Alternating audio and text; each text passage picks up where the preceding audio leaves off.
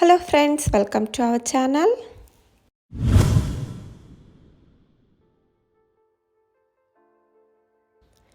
இன்னைக்கு நம்ம இந்த வீடியோவில் கீரையும் பருப்பும் சேர்த்து நல்ல சுவையான சத்தான கீரை பருப்பு கூட்டு எப்படி ஈஸியாக செய்கிறது பார்க்கலாம்.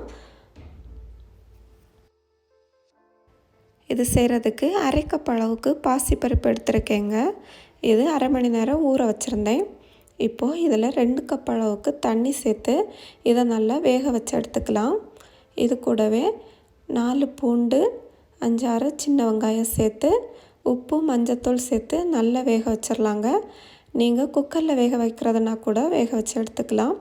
நல்லா மசிகிற அளவுக்கு வேக வச்சு எடுத்துக்கலாம்.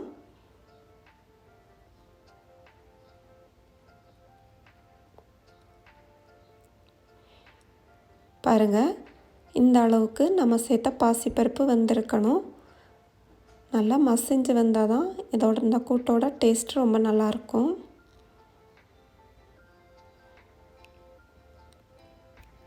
இப்போ நாம் க்ளீன் பண்ணி கட் பண்ணி வச்சுருக்கிற சிகப்பு கீரை இதோட சேர்த்து பாசிப்பருப்பு கீரையும் நல்லா மிக்ஸ் பண்ணி விட்டுறலாம்.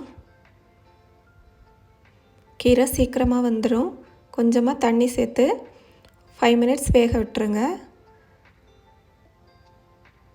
இது கூட நீங்கள் எந்த கீரை வேணால் சேர்த்துக்கலாம். கொஞ்சமாக தண்ணி சேர்த்து 5 மினிட்ஸ் இதை வேக வச்சிங்க அப்படின்னா கீரையும் பருப்பும் நல்லா சேர்ந்து நல்லா வந்துடும். இப்போ நம்ம மசாலா ரெடி பண்ணிக்கலாம். அதுக்கு ஒரு மிக்ஸி ஜாரில் 5 சின்ன வெங்காயம் சேர்த்துக்கோங்க. அது கூடவே கொஞ்சமாக மஞ்சத்தூள், உங்கள் காரத்துக்கு ஏற்ற மாதிரி மிளகாத்தூள் சேர்த்துக்கோங்க. அது கூடவே ஜீரகம் 1/2 டீஸ்பூன், தேங்காய் துருவல் சேர்த்துக்கலாம்.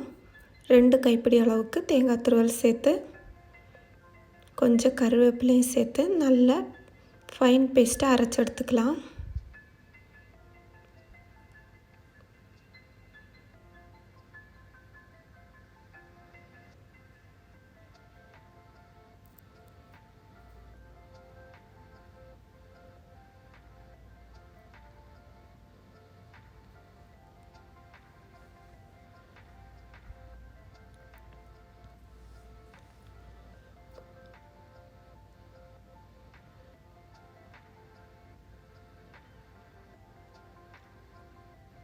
பாருங்கள், நம்ம மசாலா இந்த அளவுக்கு ஃபைன் பேஸ்ட்டை அரைச்சதுக்கப்புறமா நம்ம கீரை பாசிப்பருப்போட நம்ம மசாலாவை ஆட் பண்ணிக்கலாம்.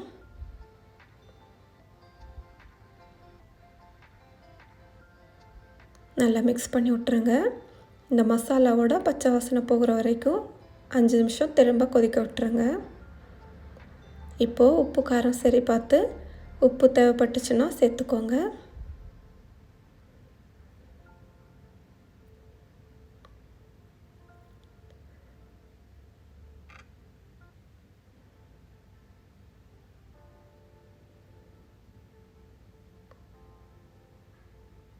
தேவையான அளவு உப்பு சேர்த்து நல்லா மிக்ஸ் பண்ணி இன்னும் 5 மினிட்ஸ் இது நல்லா வேகட்டும்.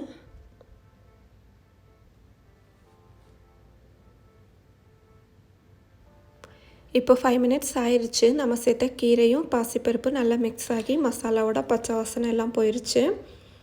நம்ம கூட்டு அழகாக ரெடி ஆயிடுச்சு பாருங்கள். இப்போ நம்ம இந்த கூட்டுக்கு தாளிச்சிடலாம்.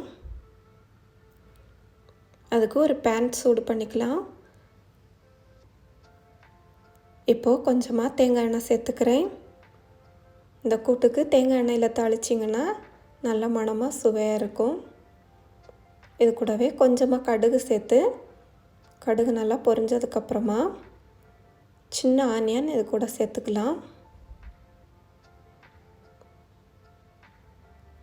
நல்லா சின்னதாக கட் பண்ணி இது கூட சேர்த்திங்க அப்படின்னா இதோட மணம் ரொம்ப நல்லாயிருக்கும்.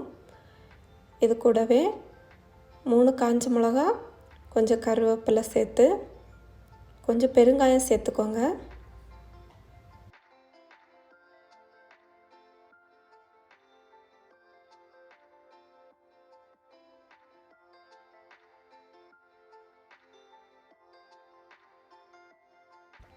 இது எல்லாம் நல்லா பொரிஞ்சதுக்கப்புறமா நம்ம கூட்டில் சேர்த்துடலாங்க.